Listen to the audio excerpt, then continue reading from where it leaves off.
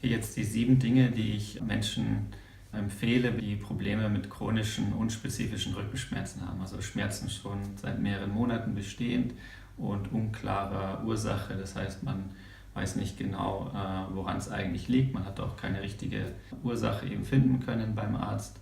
Ja, da frage ich als erstes mal nach der Bewegung. Das heißt, wie viel bewege ich mich eigentlich?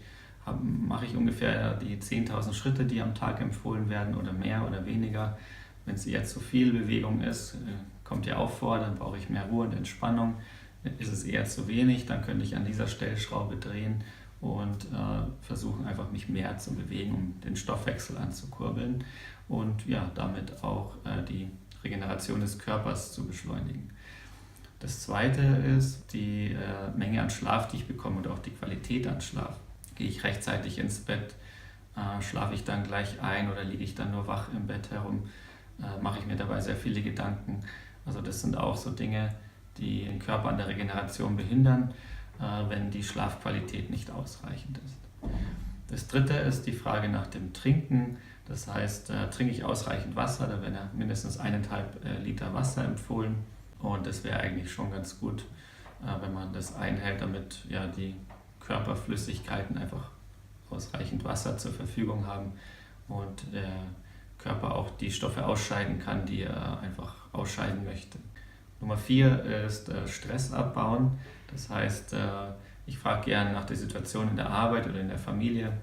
Auch hier kann lang andauernder Stress zu Spannungen im Körpergewebe führen oder zu Haltungsveränderungen, die langfristig dann zu Beschwerden führen können. Das heißt, wenn man solche starke Stressoren aufdeckt, dann kann man versuchen, daran etwas zu verändern. Aber die Grundlage ist schon mal, dass man das überhaupt in Zusammenhang bringt mit seiner Problematik.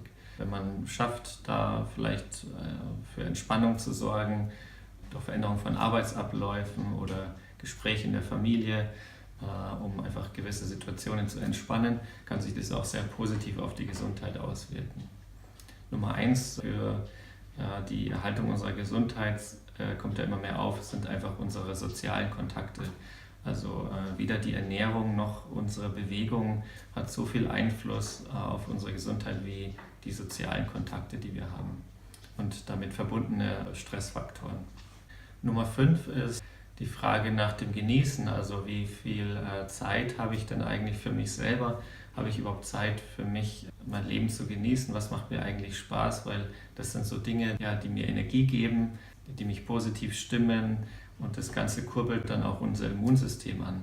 Das ist ganz interessant, diese Zusammenhänge, die werden gerade in der Psycho- und Neuroimmunologie erforscht.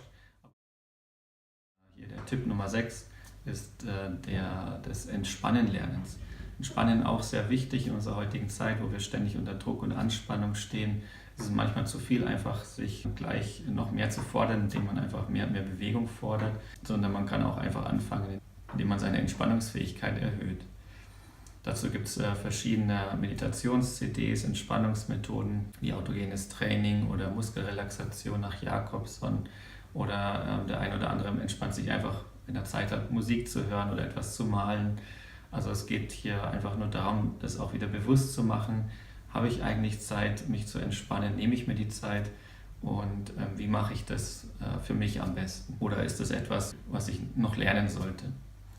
Genau, und der 7. Tipp, der auch oft zu Spannungen oder Haltungsveränderungen führen kann, sind ewig sich wiederholende Gedankenketten zu beobachten.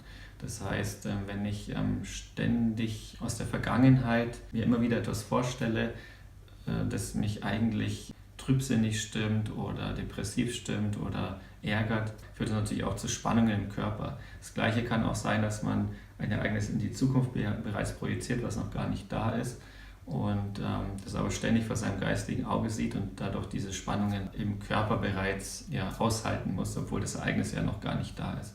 Also das ist auch ein sehr interessanter Punkt, besonders wenn Schmerzen vielleicht schon seit Jahren bestehen, spielen da oft auch solche Gedankenketten eine Rolle. Gut, das fällt natürlich dann auch nicht mehr so ganz in den Bereich der Physiotherapie, aber es geht hier nur darum, das mal zu beleuchten und wenn einem das bewusst wird, kann man sich dann auch professionelle Hilfe dann eben suchen. Gut, das waren meine 7 Tipps nochmal kurz zusammengefasst. Also Bewegung, Schlaf, Trinken, Stress aufspüren, genießen lernen, entspannen und Gedankenketten beobachten. Es reicht eigentlich schon, wenn man 2 oder 3 von diesen Tipps beherzigt oder einfach merkt, an welchen Stellen hier Nachholbedarf ist oder an welchen Stellen ich einfach selber auch etwas tun kann. Kann ja auch sein, dass man manche Dinge nicht verändern kann, wie jetzt zum Beispiel Stress in der Arbeit oder Stress in der Familie vor Weihnachten. Da kommt man dann vielleicht nicht aus, aber vielleicht kann man an anderen Stellschrauben was drehen, also dass man sich einfach mehr bewegt in der Zeit oder einen Entspannungskurs belegt, dass man das versucht auszugleichen. Gut, ich hoffe, das hilft Ihnen, etwas an Ihrer eigenen Situation zu erkennen und eventuell etwas zu verändern. Ansonsten, wenn Sie weitere Fragen haben, können Sie mich gerne anschreiben. Wenn Sie noch mehr über psychosoziale Zusammenhänge und Schmerz erfahren möchten, kann ich Ihnen auch mein Buch empfehlen. Das gibt es auf Amazon Kindle. Dort kann man reinlesen, sich die Vorworte anschauen.